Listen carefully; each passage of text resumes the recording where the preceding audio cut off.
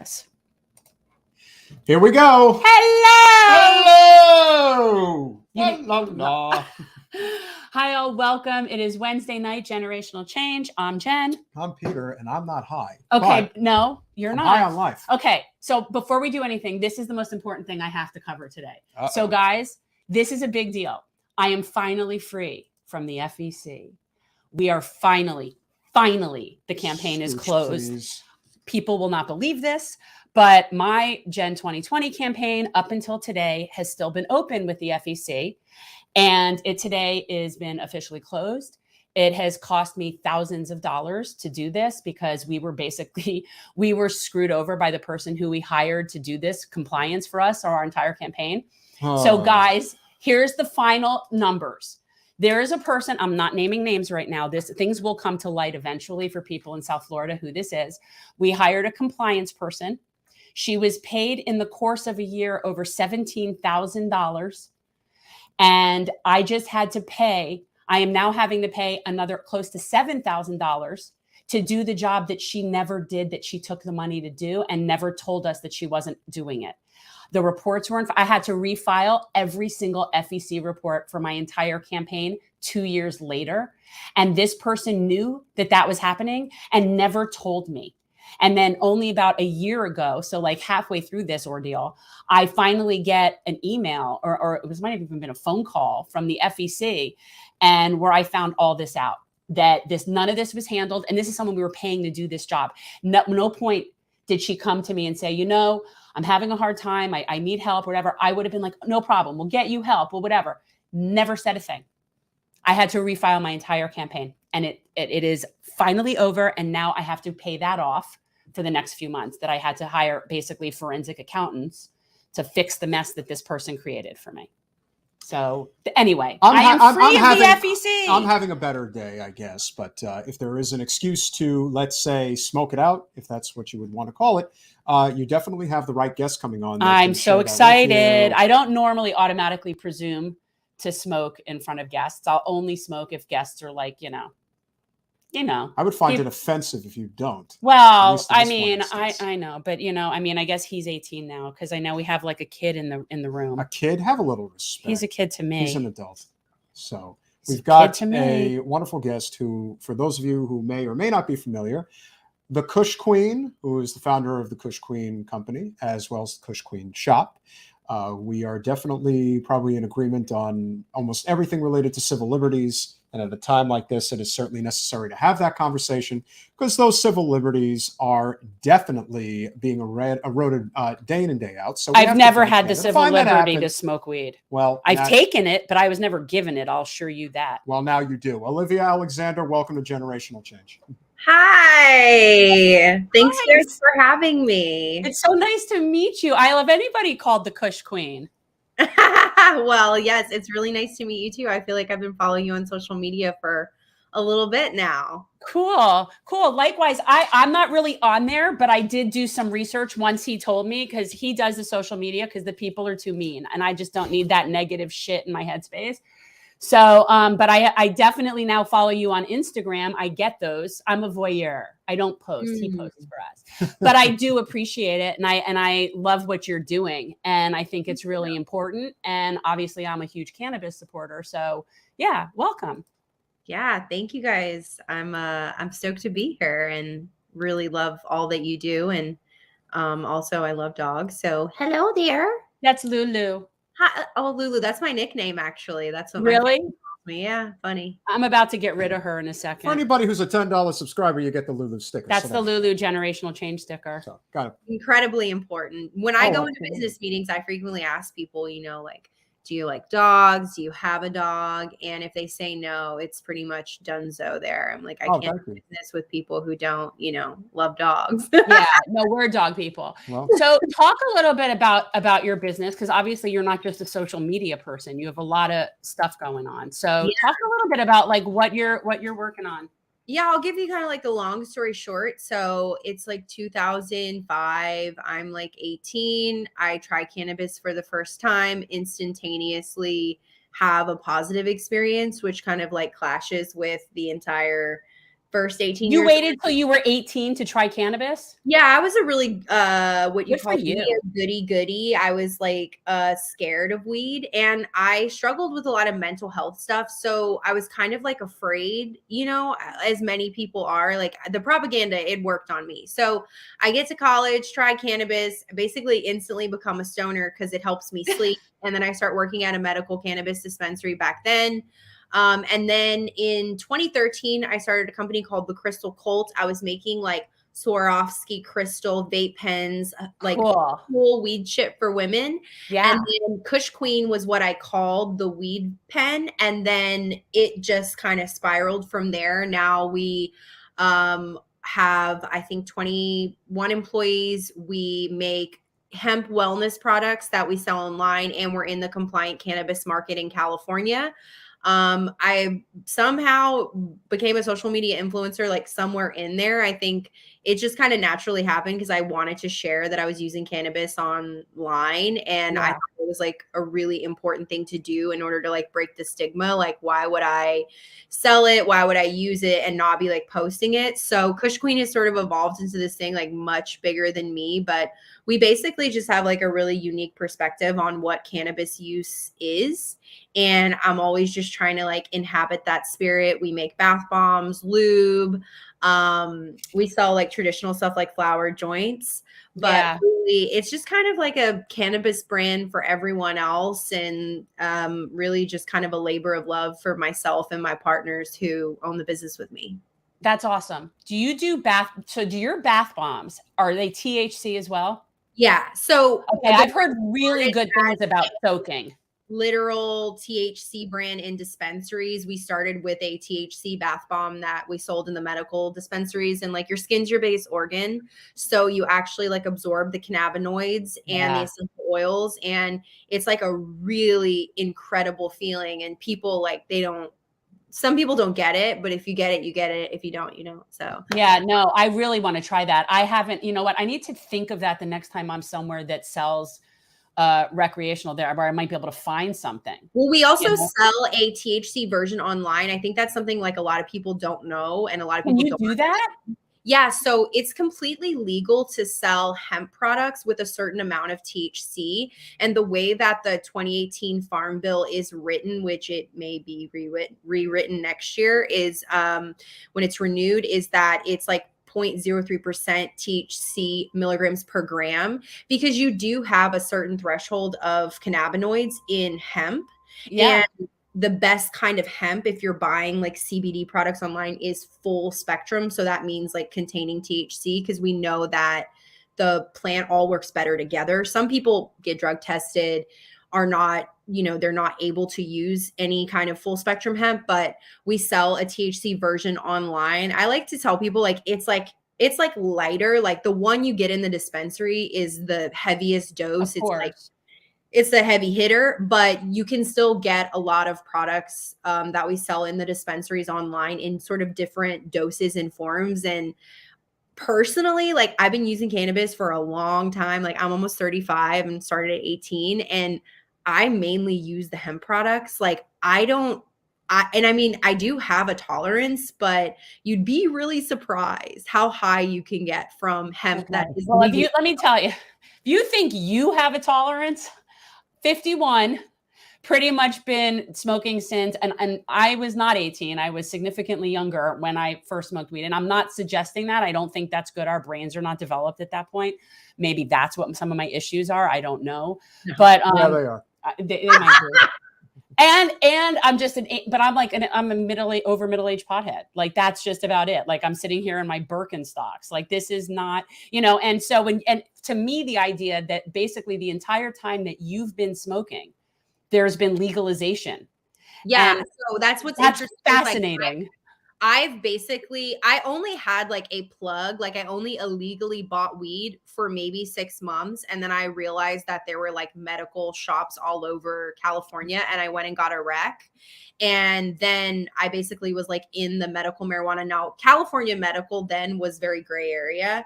You could like kind of have a license, but it was still like cash. And then in 2018, that's when it really went like fully legal. But it's really been really interesting to see sort of me going from the black sheep of the family, like she's selling drugs, to then like, oh, you're like in the legal weed industry. And it's just like, yeah, it's really the one thing I kind of didn't expect was it to sort of happen so fast, because now we have like legal cannabis access in a lot of states, medical in a lot of states. And it just seems to be one thing everyone agrees on. Yeah, it is. It's a very broad spectrum thing. It is nonpartisan. Most people, even people that are what we would call conservative, don't really think that this is an issue that people should be like. This is not on the forefront of people's minds. There's not a whole lot of weed warriors anymore. They're definitely dissipating. There's a couple, big pharma mainly, because I mean in their profits. People. But as far as like, politically, like no, it seems.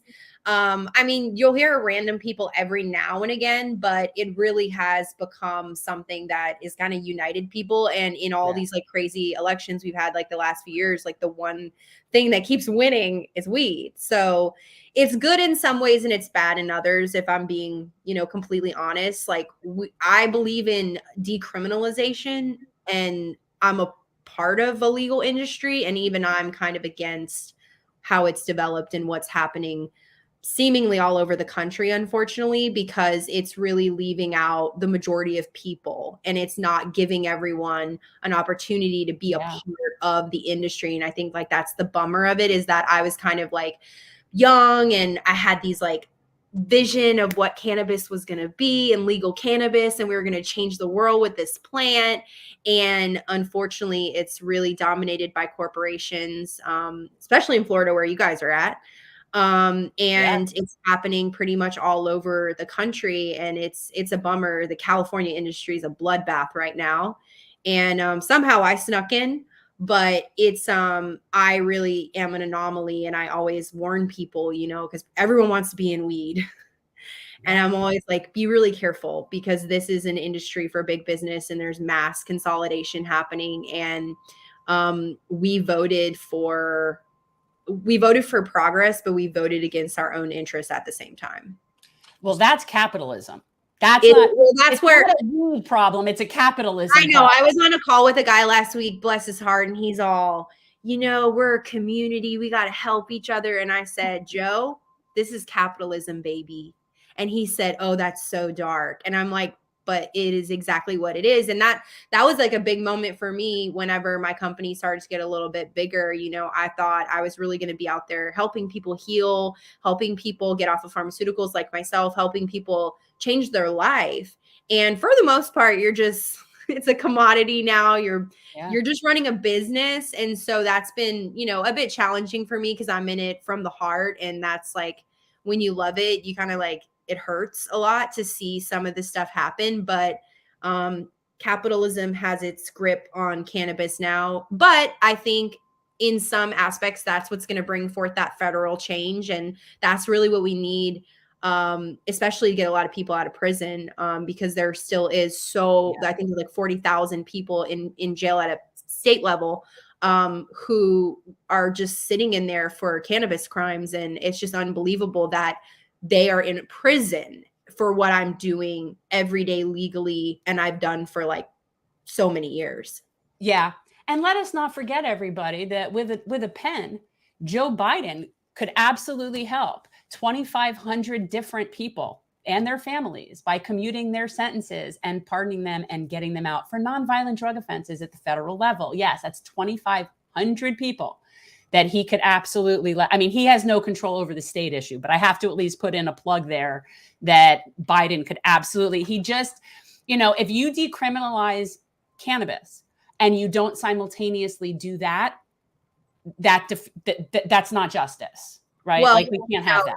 It's been very interesting, especially with the Brittany Griner thing, them getting her back and everything, which obviously we knew she was being used as a pawn, but I was really hoping that would kind of force actually like real progress, like things that people can feel and see.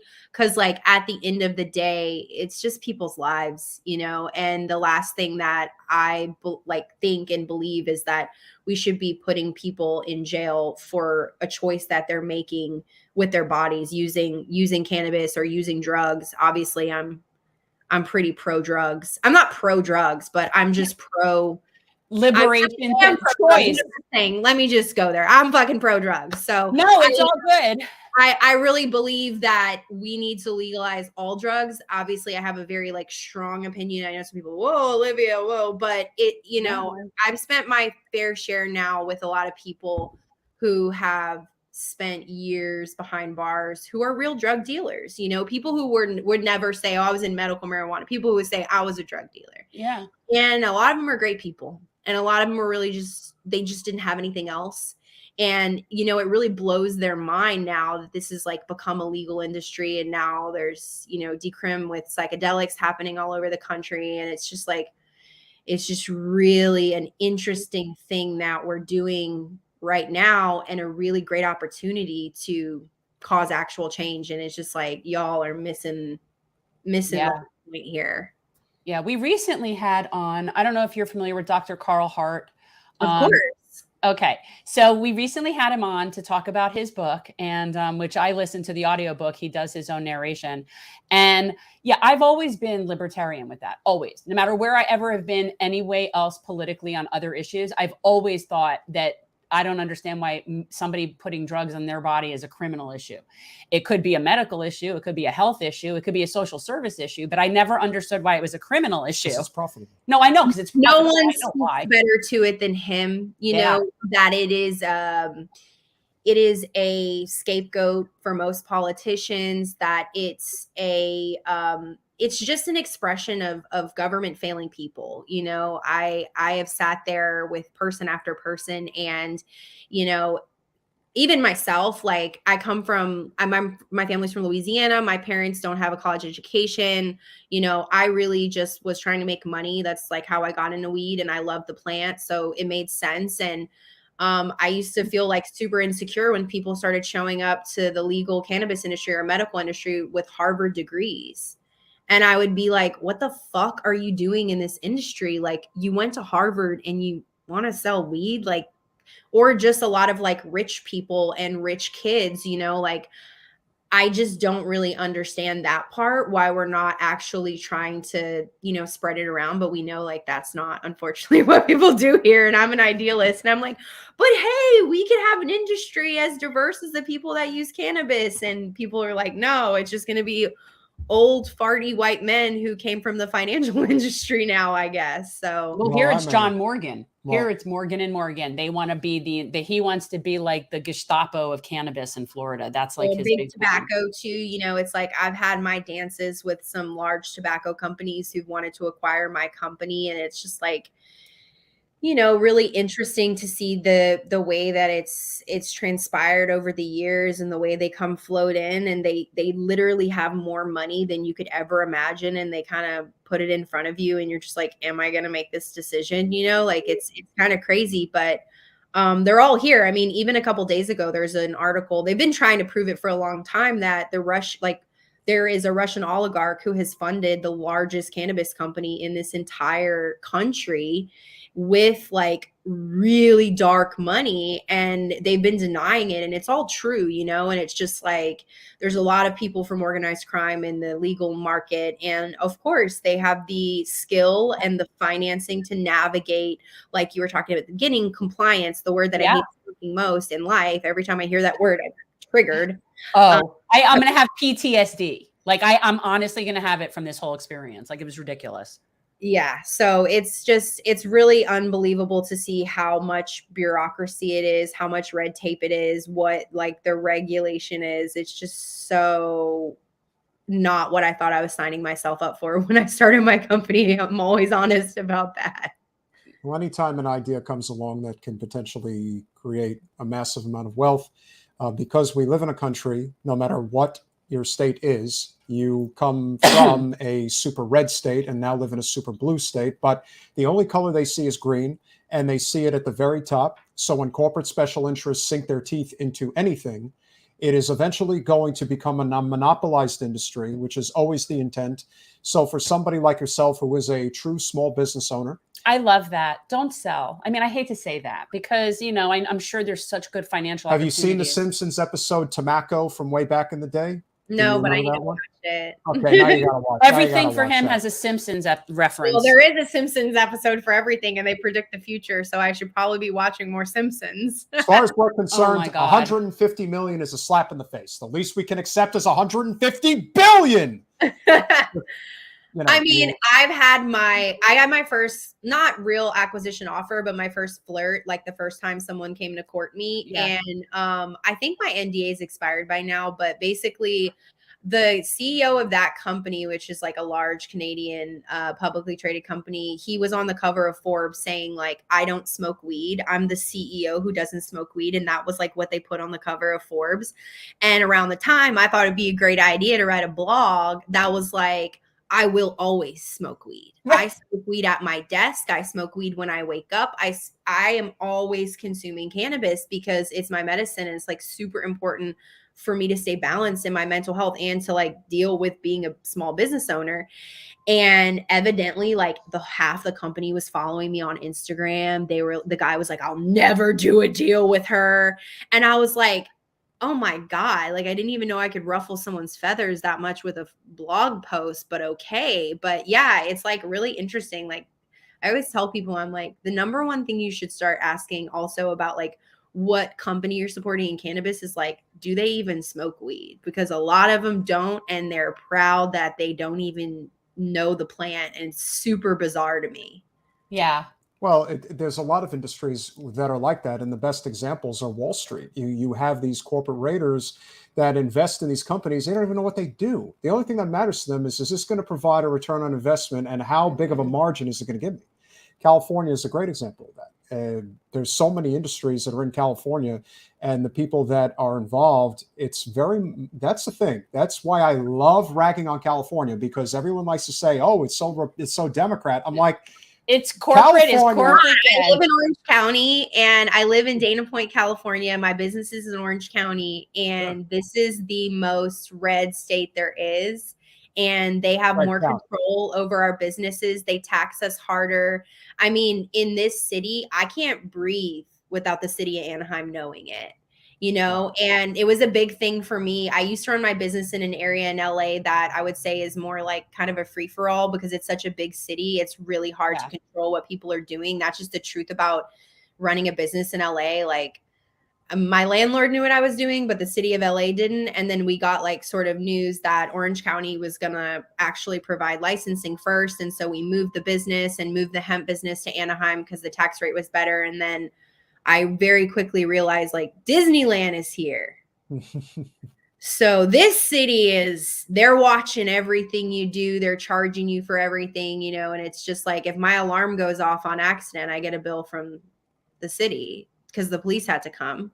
I think that also, I'm taxed to death. It's crazy. Like, but I always tell people, I'm like, California is as red as they get. People just don't know it. Right. Well, it is in terms of controlling business. It really is like that. Like, you know, I think our whole concept of red and blue is kind of warped, because I totally understand what you're saying. I have a very good friend whose husband for a long time was the head of housing and urban development for LA County, and had to deal with the politics in LA. And he is somebody that would probably identify as an independent, probably does tend to be more conservative, but overall his whole goal was trying to help people get housing. Like, this is why he was doing what he was doing. And the obstacles put in place by the people that are supposedly the Democrats were off the charts. They made everything more difficult to do and this is for a state operation. So I can't imagine that it would be any different for a business. Like, they're not progressive about helping people have businesses, especially small businesses. No, I honestly like wonder like every day if I should leave, and I'm constantly like, am I crazy to run my business here? And people constantly tell me in meetings like, oh, you'll be 3 times more successful if you move your business to Florida, move your business to Nevada. It's hurting you being in California. You know, I hear it all the time. And it's just like, it's just one of those things that I haven't quite done the big leap yet, but it really is hard. Like, I don't want to play a violin because I choose to do this, but it's actually hardest to be the employer because I see my employees, and I have employees in other states, and when I run the payroll, because I do stuff like that myself, I see what's happening to them. And I think like that's the biggest bummer, is that at the end of the day, like almost half their check, it just into thin air. Yeah. And it's just a bummer because a lot of them are young kids, you know, and they're just trying to like change their life. And it's, especially with the way they regulated cannabis right now, you know, the biggest thing that's hurting the legal cannabis industry, because I think it's really important that people know legal cannabis in California is failing.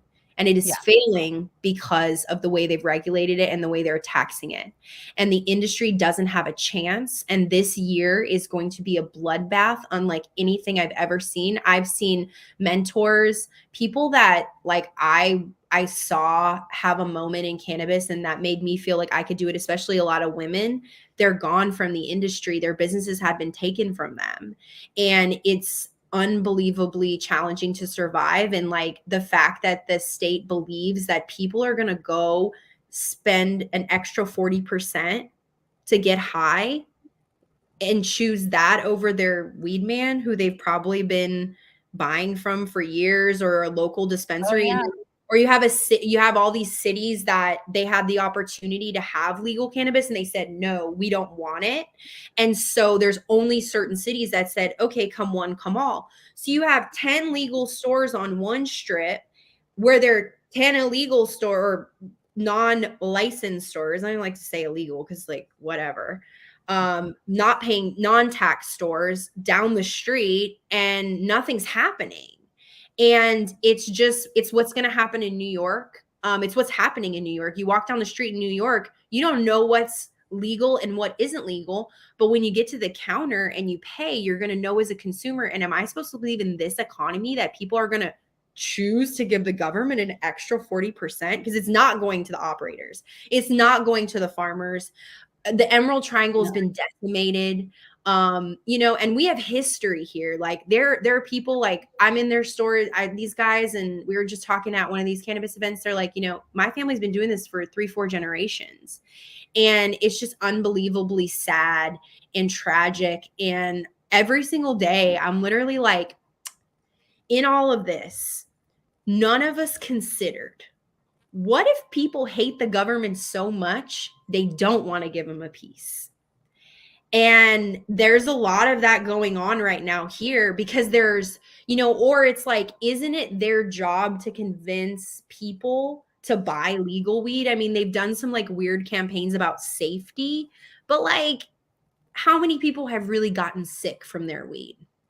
Nobody gets sick from weed. Well, people do. There are people who do, but they want you to believe the fear, you know, like the mold, the pesticides. If you don't have a $700 lab test on your weed, you could get sick. How have I lived all these years without this? There's also the danger of, how have I survived? There's also the danger of synthetic weed and things that are on the street. But remember, the intention, this is why, like when we talk about it's definitely not rated. It's not fancy. It's definitely not expensive, but it's just right there. Well, the other side of it is you can't touch it. So when you go to like your weed man, maybe, I don't know where you get weed, but they pull it out, you smell it. You used to smell it in the jars. Now my guy delivers, but they've regulated it so hard that you can't touch it. You can't smell it. I mean, they have these like weird containers that you can kind of like smell it. Yeah. But it's also like, how are people supposed to buy something that's so based on your senses, that's so based on the smell?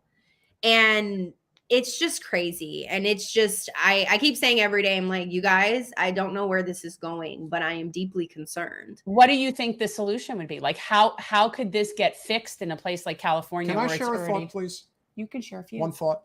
So what you also have to remember is that you've got two major industries that want no part of this succeeding. You have big pharma and big alcohol. You are in their way, and the longer that you stay around, the more people are not going to drink, and the more people are not going to take Percocets or God knows what else. Because if you're taking cannabis, it can solve a lot of problems for a lot of people. It costs a lot less, and there are no health side effects anywhere near what alcohol does to you or what pain pills do to you. So when you look at it that way, and when you look at the fact that so many of the major pharmaceutical industries are based in states like California, my home state of New Jersey, they will go to great lengths to screw you. Well, I felt for a long time that it might have just been set up to fail, because it surely feels that way. And when you see the largest companies and who are lobbying against legal cannabis to this day, you can see who they are and why. You're exactly right, because we know statistically that when legal cannabis is available or cannabis is available, people use less pharmaceuticals and they use less alcohol. It's fact. So it's just unbelievable. But the biggest way that they can fix the industry right now is to freeze any tax or lower it very, very low. And then they basically need to lower the barrier of entry. It should be easy as starting a lawn business to get a license, but it's not. You literally have to bank. I mean, what's crazy is like, also you have to get a physical location and pay rent before the license. So you could be paying rent. I know operators who've been paying rent on dispensaries that are not even open or operational for years. The licensing fees to apply for a license sometime are 6 figures, 150,000 non-refundable. But they need to the state just needs to freeze taxes for a minute, go around and get everyone in. And these cities have to stop banning it in their city because it's there anyway. I mean, I was at an event, I was speaking on a panel this summer, and I was a little hyped up. I was a little high as shit. And the lady from the DCC, the regulatory board body, was there. And she's all like, do you guys know how many states or how much of the state doesn't allow legal cannabis? And she's like, 65%. And I literally loudly heckled her. And I was like, oh, it's there. Even if they're not allowing it, it's there. And I think it's always there. The bummer is like, I can show you the illegal dispensary in my neighborhood. It's like they're right there. They're out in the open everywhere. It's everywhere. And so it would take a lot, but there's no enforcement. And then now you have another compounding problem, which is like unbelievable amounts of robberies of legal cannabis stores every other day. And their banking is opening up. Like my bank in particular does bank THC and hemp CBD, which is amazing. And you can see the little graphs, like banking is getting better, but they're just making it worse for everyone. And that's why I keep saying, I'm like, guys, where's this going? What's going to happen? I don't know. I think maybe they just want mass consolidation and they just want a couple big players to deal with. Well, that's their biggest issue with it all along. Is it something people can grow at home if they really wanted to, and they have no way to actually control that and profit from it. And so therefore we can't allow that. And that's not any surprise to me at all. And I think that it's like any other industry. It's even how I feel about like produce or meats or whatever. I'm always going to want to go to the small little farmer, the small person just doing their thing instead of some big box store, some big produce, player. Well, I have a crazy theory about that. Yeah. Because recently it came out that there was the first like OSHA fine for a dead worker in a cannabis facility. Her name was Lorna McMurray, and she died in a Trulieve facility. There is like a very dangerous thing that can happen in a large facility where you can just get anaphylaxis. You don't even have an allergy to the plant. You could even smoke weed your whole life. Right. The live matter, and then boom, asthmatic, almost dying. It's happened to one of my partners before. I've seen it with my own eyes. So this girl dies, and then now there's all of these rumors about all of these dead employees at different cannabis facilities. I can't say where because it has to be on record or I will get sued, and I'm not right. No, don't. Yeah. Lorna is the one that OSHA has fined. That is fact. It is true. But now there are all these other rumors about what's happening. And what I believe is actually, at a large scale, you don't have fireweed. The connoisseurs, the best cannabis is grown boutique. You could probably grow better cannabis than you can even get in a legal store in your yard in Florida. But I believe at a large scale, cannabis in business is actually dangerous. The plant doesn't like it. The weed sucks. That's another reason why people will go to the black market, because it's better. it's literally like the mids and the lows and the terrible cannabis that they're peddling is because the plant is extremely problematic in a massive facility. And then the larger scale the operation, the worse the quality is. So they know that. That's why in when they're legalizing in places, they lobby against home grow. Yeah. They lobby against it in hopes that maybe it'll happen. It never does. But it's just unbelievable to see this happen in real time. Yeah. And unfortunately, the average consumer, the average stoner, they don't know any of this. They don't have time for any of this. No. You know? And the truth is it's expensive. Like, so here in Florida, we have medicinal marijuana. I did get a card for a while when I was running, just for the shits and giggles. If anybody were to question what I was doing, I at least could say I have a card. And it was expensive to get the card. And so then when it got expired, I'm like, screw it. I don't care anymore. And so, but I never got my cannabis that way. First of all, it's more expensive. Okay. So there's that. And second of all, I have to drive out. Like I said, my guy delivers. I don't have to go anywhere. I don't have to do anything. And you know what? I'm an old pothead. We never had choices when I was growing up. There wasn't indicas and sativas. It was whatever crap you got. And we were happy. We were happy. So we were very happy. So, and again, now granted, most of the weed quality I get is infinitely better now than it ever was back in the day.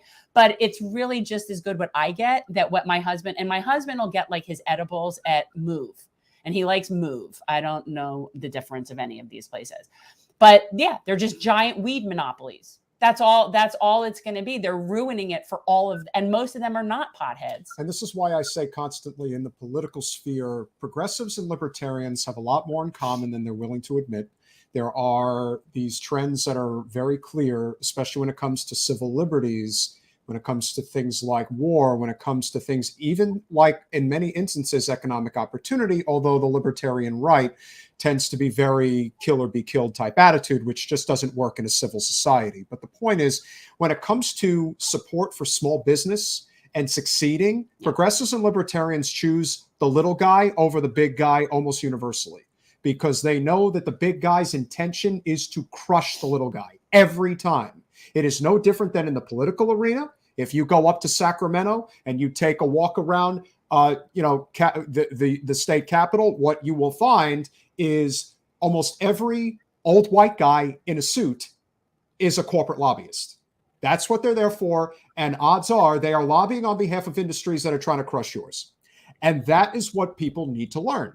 And so in some instances, I would say, yeah, well, look, if they're offering you 20 million and they want to buy you out, I mean, I can certainly understand this idea of like, I had my run. I did what I was going to do. My dad, take the money and run. Take the money. But there's a certain amount. It depends on what it's worth to you in terms of your feelings about it, your enjoyment, and is that worth the sale to you? And a couple of summers, I go to North Carolina every summer, and the summer before last, the place I stayed in a camper on a cannabis farm. And I was so happy there. I was so happy. It was so good. And this is like a small little, it's a guy, you know what I mean? And it's just, but the stuff is so good. It's like the best. So, I mean, like that's definitely better in a small operation than whatever it is I'm going to go be able to get from whatever store around the corner. And I think it's the plant knows, they are alive, and it is a plant, and it is very fickle, and it knows. And I think that I want to believe that quality is going to win. I also want to believe that there's a huge shift coming generationally. And I think that these next generations, millennials and Gen Z, like they don't fucking give a fuck about a lot. And they surely are discerning. And so I like to hang on to that, especially because like the fastest growing demographic of cannabis consumer is a Gen Z and millennial woman. So that's like my people. And I like to think that like all of these men in suits and all of this money and all of these degrees and all this bullshit is giving me an opportunity. And like, that's why Kush Queen exists. Like, that's what it symbolizes. And like, I was in a meeting with a company who's definitely considered big tobacco, and I was really on one, and they were trying to tell me that the valuation that I wanted wasn't enough. And I said, like, look, that's my number, because I'm the Mockingjay. And I know my partners literally wanted to crawl on the table and die because I like reference fucking the Hunger Games. that's what I think, you know, and it's just like, I know it's true because the way that people like come up to me at cannabis events, especially, and say like, you know, like, don't fucking give up, like, just keep going because like you matter to all of us. And, but it's just like, you know, for me, I will run this business as long as I possibly can. It's just, I can say like the last 3 years with COVID, with inflation, with everything, it's just been like harder than it's ever been. And we're not a company that has like cash injections or even investors. I own 85% of this company myself with my partner and my cousin's wife. So we want to believe that we can, you know, we grow a little bit every year, maybe like 10%, which even in this economy is a lot. And I want to believe that we're taking the road less traveled. But it surely is. There are moments like I would lie if I said like there weren't moments where I was just like, I need to just completely get out of this and go live in the woods, grow mushrooms and weed, and like hang out with the trees and maybe have a baby and just like, No. you know. You were good until that. You just killed the dream right there. Killed it. The baby won't bring me peace, right? No, it's the opposite of peace. So people wonder how you even bring a kid into this world. Well, there's that. So do you grow like, or are you just doing like products? So in my in the past, my partner and I had a grow. We grew the plant. I learned how to extract it. We used to have like this crazy $30,000 extractor that my aunt gave me a loan to buy, which is hilarious. Like my uncle and my aunt, I'm like, hey, can I borrow money to illegally extract weed in my warehouse? And they're like, sure. But I have a very supportive family. That's also it. Like my mom worked at Target and she was my first employee, and she is the biggest trapper I know. I tell people like she is the real Kush queen. And my parents, they were like really supportive of me using cannabis early on. Now, because it is so cheap to acquire material, and another way that I've been positioned to last and thrive is making finished goods. It's what we're really good at. So making like actual products, it's something that's a skill that a lot of people don't do. And especially the way that I approach cannabis from a wellness perspective, as soon as it went legal, everything became what is called hype weed. And it's just really, I don't want to call it stupid, but it's just a certain experience of, you know, like fire weed and like this really weird packaging. And it's all about like just being so stoned. And like, I'm a stoner, like I get high, but the way that I use cannabis is very intentional. I use lots of different delivery methods, and that's how I got off pharmaceuticals. I was diagnosed bipolar at like 22, and I was on all the fucking antipsychotics. Oh, yeah. I couldn't sleep. I couldn't eat. I just had very, very poor mental and physical health. And I was in cannabis. I was a stoner. And that's when I realized like, oh, if you use this a certain way, if you use it in certain kinds of products, if you're rubbing it on your skin, if you're soaking in it, if you're eating it in a gummy versus, and I mean, don't get me wrong, I love a joint, I love smoking a bong, I have it all. But if you're like eating it and you're putting it on your skin, that's where it's medicine. And that's where I saw my life kind of evolve and change. And that's where, you know, I really saw I had a business and an opportunity, because I fucking love to make products, and we really love to create finished goods and experiences that change people's minds. Because like being from Donisonville, Louisiana, nobody there thought of weed in a positive light. And so with the bath bomb, I wanted to make a product I could give my grandma. With gummies, I wanted to make a product for my aunt who'd had a stroke, who'd been smoking cigarettes her entire life. Yeah. You know, and we have a beverage. I love minor cannabinoids. So we make mainly finished goods. Our warehouse where I'm at right now, it's more of like a factory, if you will. It looks like a manufacturing factory, but I know how to do everything. And of course, the dream would be to move the business to a remote location, grow everything, grow the essential oils, extract everything there, make everything there, obviously lowering the carbon footprint, creating as many jobs as possible, and then being able to have the products, you know, come to life there and then go out into the world. That's like the ultimate dream. Yeah. But, you know, that'll probably take me another 15 years. Well, and it probably won't happen in California. And it might have to be somewhere else. But so you contract and buy from growers and have certain people that you like. Farms. I work with amazing farms in the Pacific Northwest. I work with amazing people who produce the extracts, and they really help build the backbone of our business. Mostly I try to work with, like, obviously women-owned farms. Like, the percentage of women in our industry in cannabis is pretty, like, non-existent. And since I've been in it so long, I have seen it evolve and grow. It's incredible, but we're going in reverse. So I try to support women. I also, one of the things that people don't know about legal cannabis is it was brought to us by queer people. And it's really important to me that I constantly honor and uphold the space and the work, because it started like under Harvey Milk.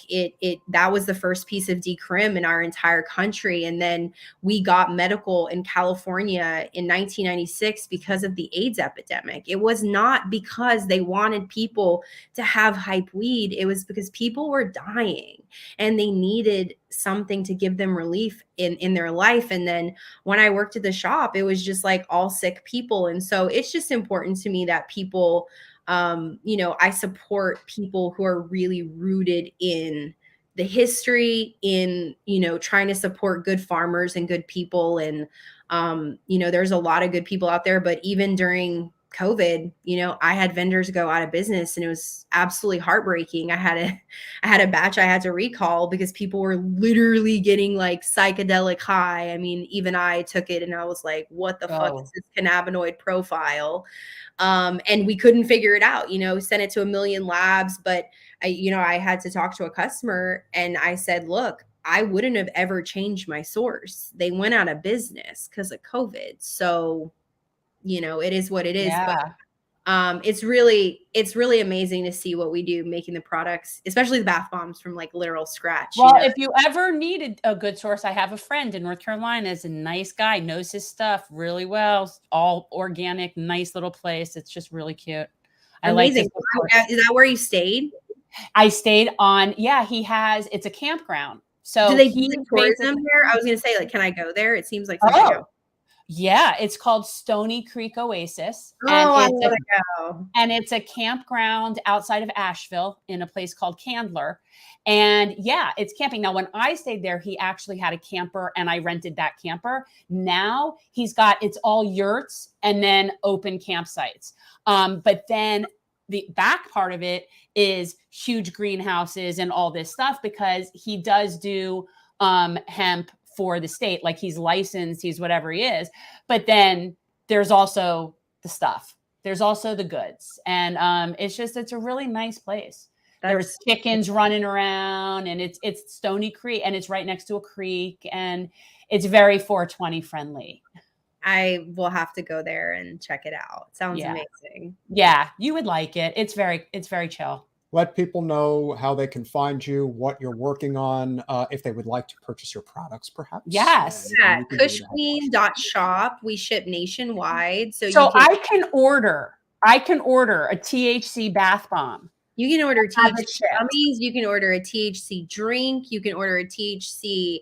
Just not flour. Just never flour. Flour too. I wouldn't say it says it is a Delta 8 flour, and then we have that. Flour, so it's not the same as that Delta 9 flour, but we do have some Delta 9 gummies and some Delta 9 and 8 products on the site.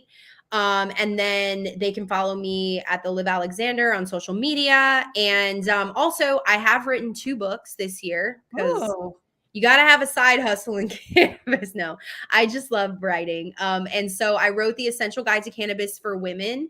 And that's really great for people who are looking for like a crash course in intentional cannabis use. I even will walk you through like how to not feel nervous if it's your first time going to a dispensary. When they told me to write that chapter, I was like, wait, you want me to write a chapter on how people should buy weed in a dispensary? Okay.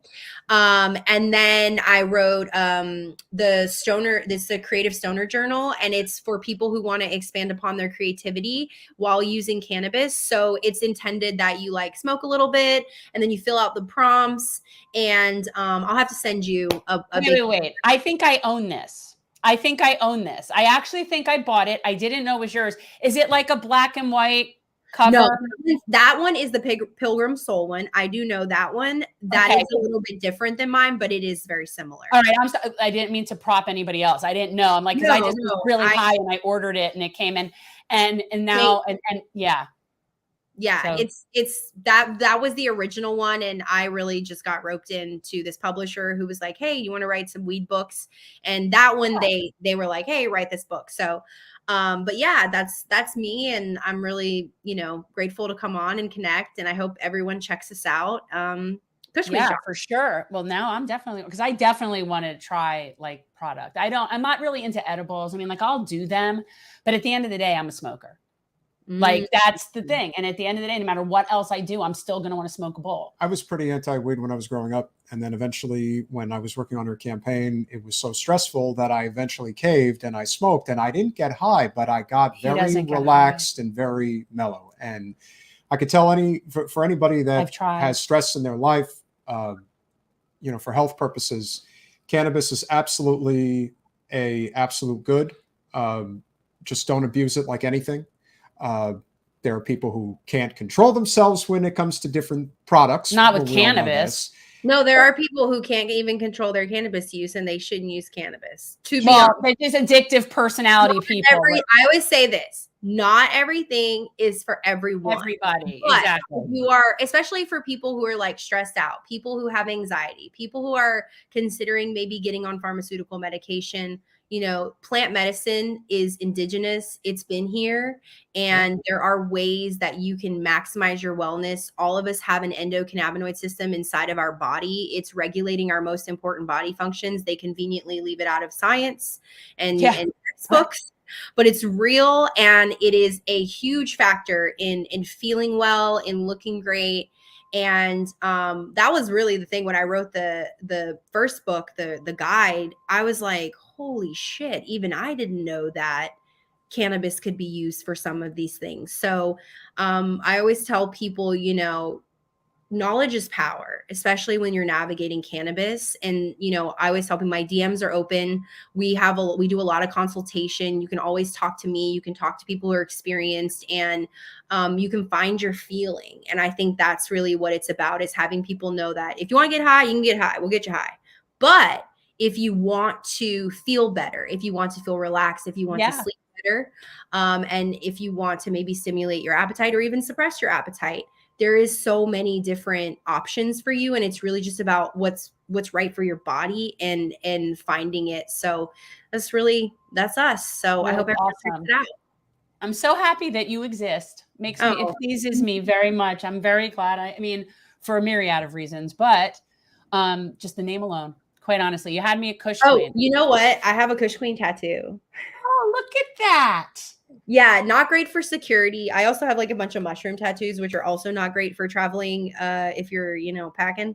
But yeah, I got to check her bag. No, I've never, what's funny? I travel all the time with weed. I always have. And the reality is they're not looking for it. The dogs aren't even trained to sniff it.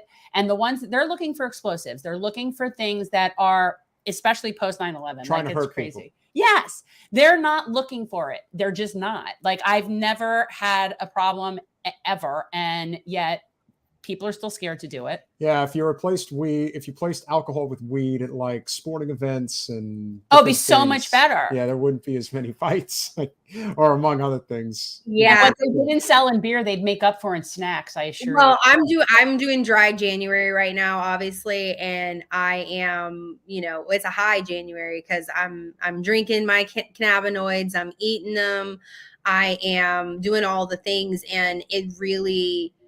You just feel so much better. There's no hangover, or even just treating a hangover. There's just also like stomach issues, like the list goes on. And so I always just tell people, try it out. It may not be right for you. That's cool, but it really does benefit a lot of people. Yeah. And there's a lot of good to be had from the plant. And, give weed a chance. Give weed a chance. Olivia Alexander, Happy New Year. Thank you so much for Year. coming on. We will definitely continue this conversation down the road. Maybe we'll have a weed panel of some sort. We can have a weed panel. I think, yes, we agree. The Kush Queen is awesome. Thank you so much. We will be in touch. Bye. Thank you. She was adorable. She was so cute. And she definitely is, interestingly enough, in terms of her political disposition, seems to be smack dab in what you would consider the libertarian left, which I think is... Well, she's a small business owner, but yet believes very in progressive ideals. Very much so, especially somebody who's like, I wasn't aware of the intersection between the LGBTQ community and the legalization of cannabis. Did you know about that, Jaden? It's interesting. I would hope that the young people would know these things, but I did not know that. I mean, and I know who Harvey Milk is, and I know that history, but I did not know the connection between that and cannabis. We're going to introduce you to one more guest, and he's actually live in the studio. It'll be an informal introduction, but we do have one story that we want to cover before we go for the evening, because I think this is very relevant. Everybody is all concerned right now about the wonderful showmanship that's going on Capitol Hill right now regarding who's going to be the new Speaker of the GOP House. Newsflash. As far as I'm concerned, it doesn't matter.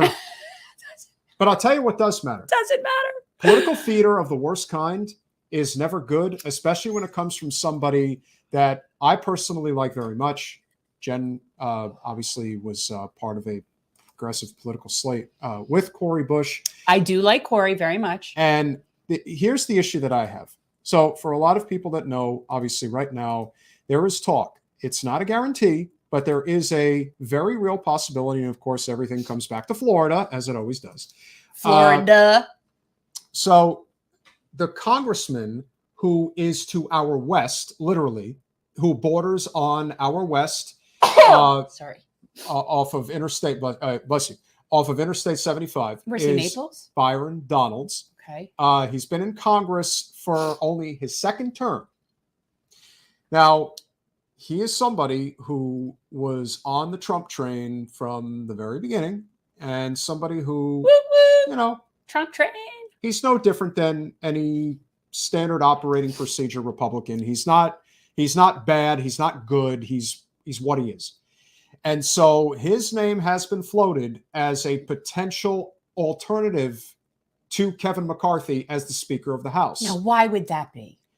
Because they could argue the inmates are running the asylum. They could argue that the argument, and again, we're going to have the leader of the New York State Republicans, the young New York State Republicans, Gavin Mario Wax. He is going to be one of our guests on Monday, so you definitely want to tune in for that. We're talking to the young Republicans. So we need to have an understanding as to exactly what it is, because a lot of the young Republicans in particular are the ones who are aggressively trying to make sure that Kevin McCarthy does not become the Speaker again. So what is the purpose behind that? Why? What is their motive? Don't really know, but we'll certainly hear more about that. Now, what is more important I'm waiting to me, with bated breath. Sorry.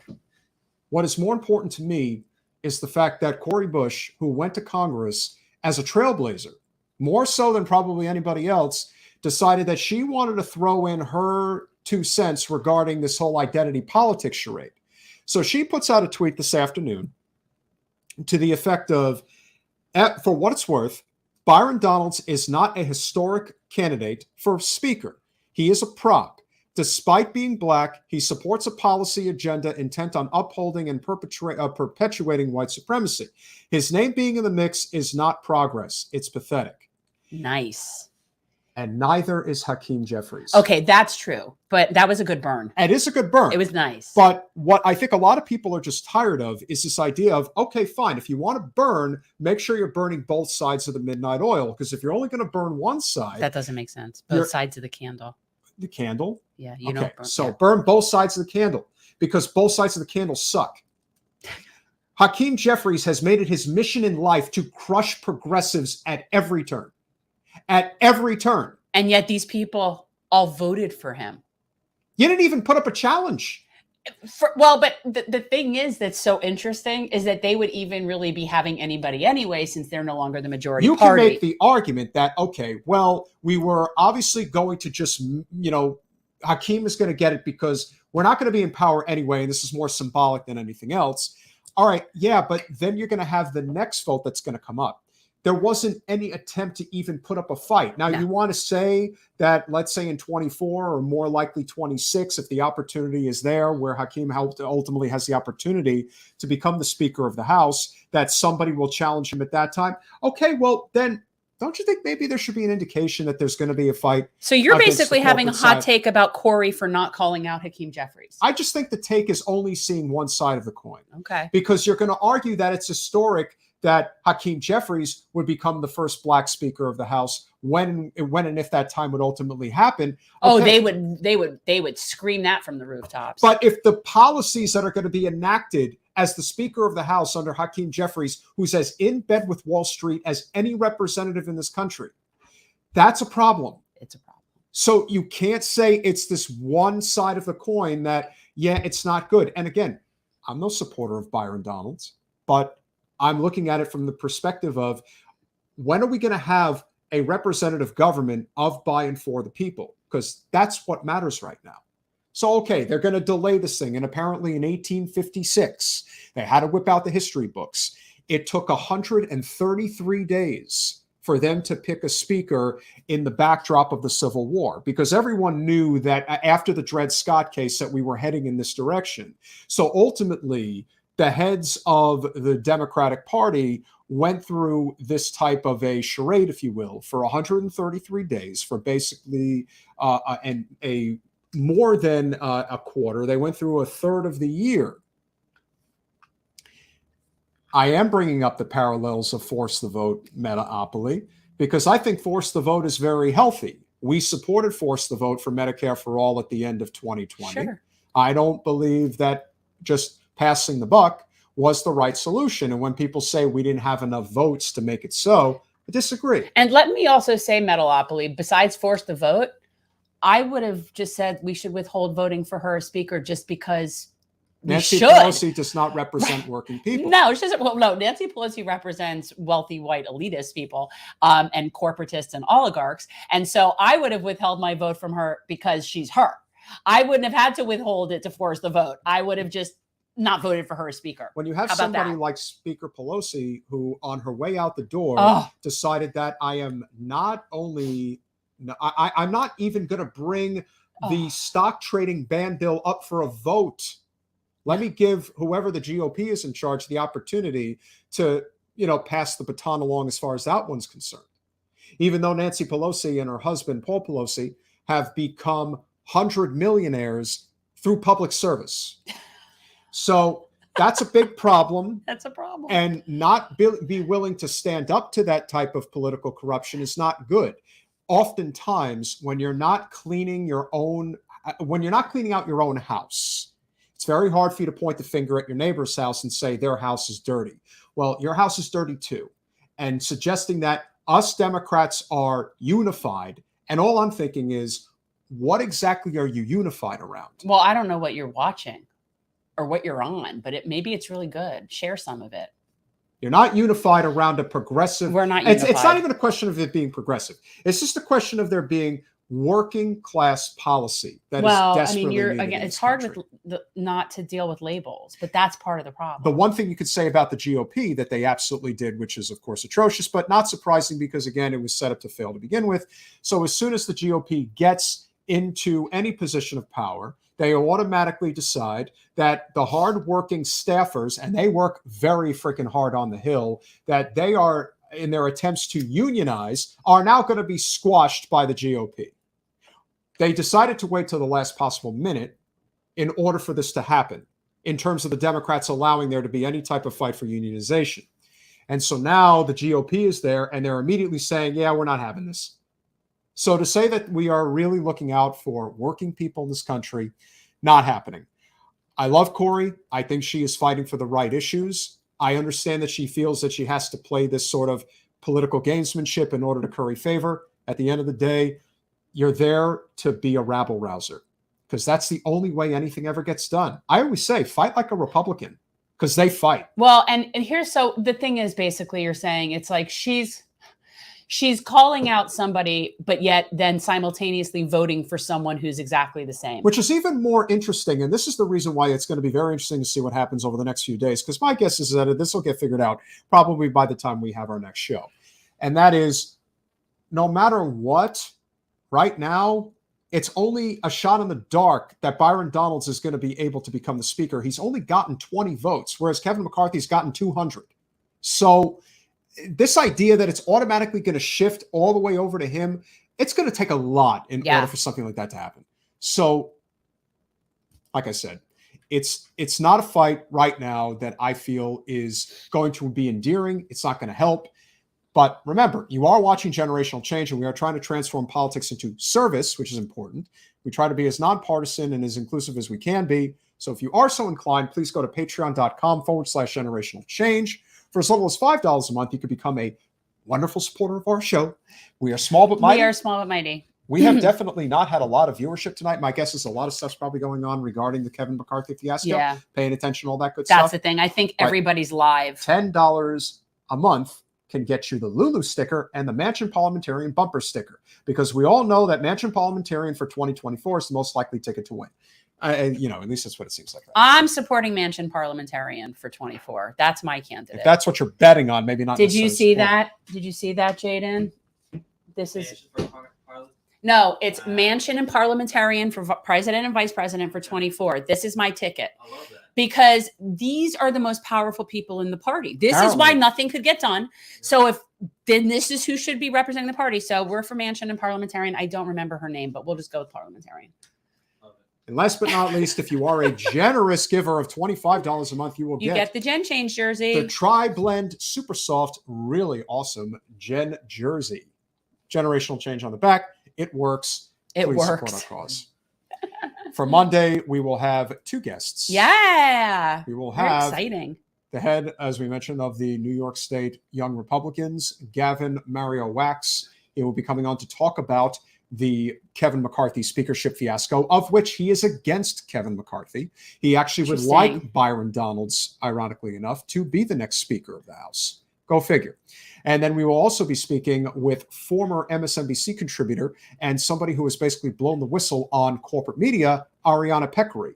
So that will be a very interesting conversation as well. So that she's cute too. Ariana's a very she has a great story. She's totally really, cute. really great story. Cool. So you guys will enjoy it. But without further ado, I am going to step aside because Jen is going to introduce you all to a new member. Are you cool with that? Are you cool? Okay. All right. We are adding. Well, why don't you tell the audience? I feel like, we're doing this. I wish we were doing it with a bigger audience, but that's okay. We'll do it again at some point. Well, we're going to do a clip. So that is what it is. So guys, we're going to be having a new show on the Gen Change channel that is going to be called the Gen Z Report. And it's with Jaden D'Onofrio, and you're going to meet Jaden. I love that your name begins with a J. Like, it really helps. I'm going to tell you it's selling point. So this is Jaden, guys. And he is a Gen Zer. He is in high school. He is a senior. Oh, this is awesome. Yeah. And so I'm going to just tell you guys really quickly how we met him. So we were at the DEC meeting, which is our local county Dem Club meeting following the election. And I never go to those. People know me. No, I do not affiliate. But I thought, I'm going to come out after this election and see if they've had a come to Jesus moment or any such thing.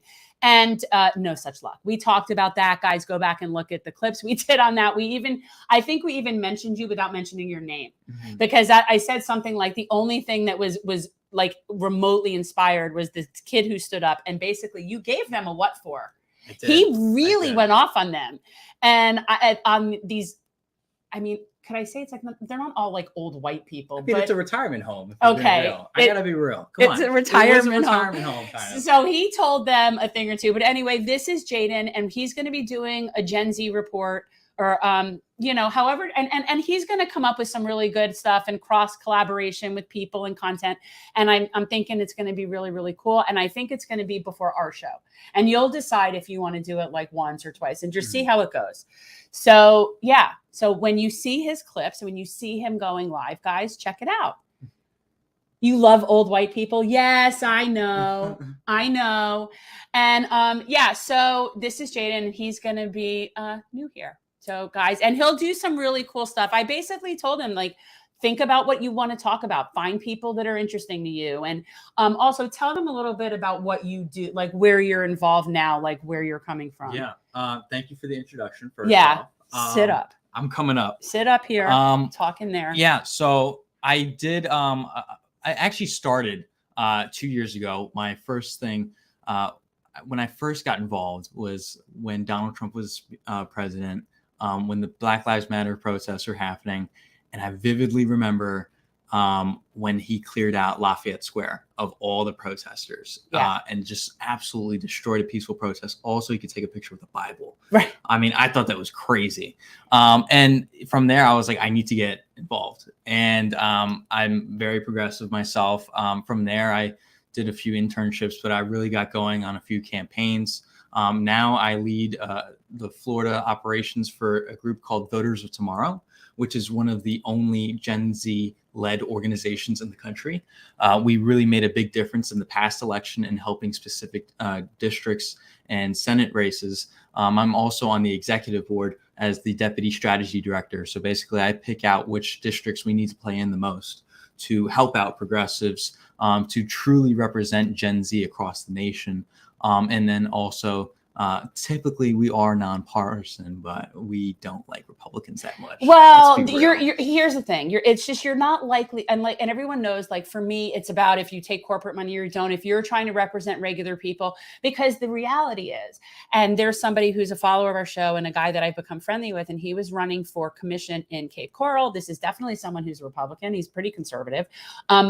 But so is his district. Mm-hmm. Okay. So my big thing is that people need to represent their constituents, whatever that looks like. And if you're not taking corporate money, then you are accountable to your voters. So then it's really not I don't necessarily even care what all your policy issues are if you're representing your majority. Okay. Mm-hmm. Like, that's the key thing to me. So it isn't really a Republican thing, even though, no, I don't agree with them on policy.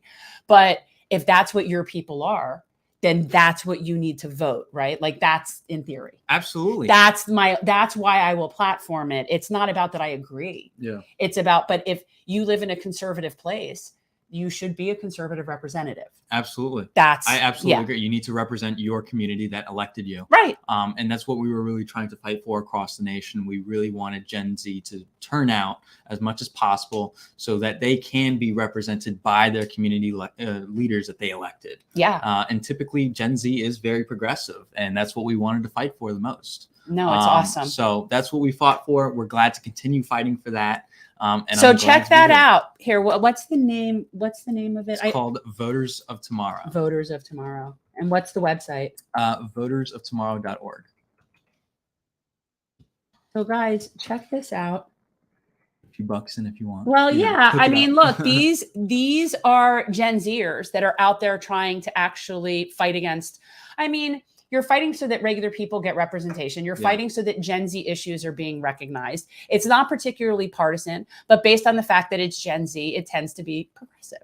But the point is, they're fighting for their voices to be heard. And the reality is, people my age and older, in a lot of ways, we've created a disaster.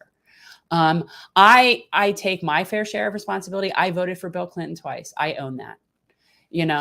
And I feel bad about that. I feel bad that I voted for Obama the second time, but I did. And it didn't help the situation. So I apologize to you, Jaden. Look, you're doing the right things. Everyone's doing the right things here. I love it. I'm glad to be here. So yeah, no, absolutely. And you know what? You'll get more comfortable. You'll grow with it. You'll get an audience. And I was thinking about this. This is a really good resume thing for you. It's a really good college thing for you. It might be. But, the best part about it is I get to speak with people like you and Peter and everyone else that's here and really discuss the issues that are at hand. I think that's the real thing here, especially in our community. Like, and if you go live, remember, you will also be able to, you could take questions. I just speak with people and stuff. That's awesome. Yeah. I love that. Totally. So, all right, let him come back. All right. You want to wrap? Do you want to do any of your people? Are you done? Do you have any more rants? Peter's done with you guys. He's done with you. So guys, anyway, we'll see you on Monday. Are you going to come back and say bye-bye? Say bye-bye. And that's what we're doing. We're promoting the next generation. See, and here's the ultimate ulterior motive for anybody who knows me. Like, I believe that our job is to be mentoring, right? Like, I don't want to be doing things like this. People that are my age shouldn't have to be running for office and trying to control shit. Right? Like, that's not what we're wanting to do. I'm wanting to like go live in a house in the mountains and just mind my business and have chickens. And so my goal is to train and mentor the next generation of people. It is hugely important. And everybody, and I've said this for a long time, if your representative is not mentoring young people to take their position, they are not in this for the right reasons. They're in it for themselves. And that goes for every single person who's sitting in Congress that's like 100 years old and has never even thought, maybe I should pass the friggin' baton. She's bad. But like any of them, quite honestly. And yeah, I do support term limits, but even if I didn't, our goal should be to mentor the young people. You know what I mean? Go knit some booties. Go take a Fred Murray dance class. Go find something to do in your leisurely time. And so, yeah, for me, that was huge. And when I was running, that was always a very big point that I was making. It's like, I wouldn't want to sit there for any real length of time. I'd want to pass it. And these are the kinds of people that I'm wanting to sort of like, you know, mentor. That's what we're trying to do. One can only hope that that is the case. Obviously, it's been a quiet evening, but that's okay. We have them every once in a while. I knew, actually, I had a feeling tonight based on what was going on with all the live streams when I was on, because I was just on YouTube right before, and I know like Status Quo was live. Because we're not just going to come on and talk about the gossip. We're not just going to talk about Kevin McCarthy. It's not going to happen. No, well, and it's boring. And the Kush Queen will have some very good clips. Yeah, some really good content. Oh yeah, no, it's going to be good. We're going to put up a little clip for Jaden to use for his social media. So for anybody obviously who has questions, remember generationalchange@gmail.com. You can send us suggestions, questions, anything that you got. For those that were here this evening, we're very appreciative that you stayed. Certainly hit the like button, share, subscribe, do all that wonderful stuff that we ask you to do all the time. That's very true, Danny. And a lot of us just sort of woke up to that within the past, 10 years. Yeah, but we're waking up. And that's what matters. Yeah. So that said, we appreciate you all. Thank you so much, and we'll see you Monday. Bye, all.